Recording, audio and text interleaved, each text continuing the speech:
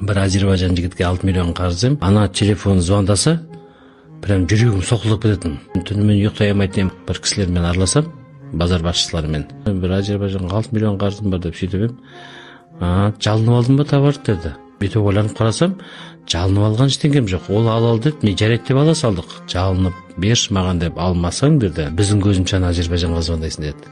Сені кім екенін білмей жүрген олар деді. Келсін де өз аяғымен, өз қолымен жинап алып кетсін товарын деді. Кім ол саған қоқандық жасайтын деді. Сосын анаған айттым, саған салып жіберейін товарыңды.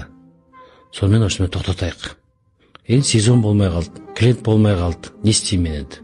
Дебем, анауым жайылып прям, мен түсінесің ғой, аяқта біреулер қинап жатыр, дұрыс жағынан түсін деп сөйтті. Сонымен айттым, ондай болса өткенде аласың. Пока сен мәжбүрлеме, бұл бизнес. Мен ақша печаттап шығарып жатқан жоқпын. Сонымен мақұл деді.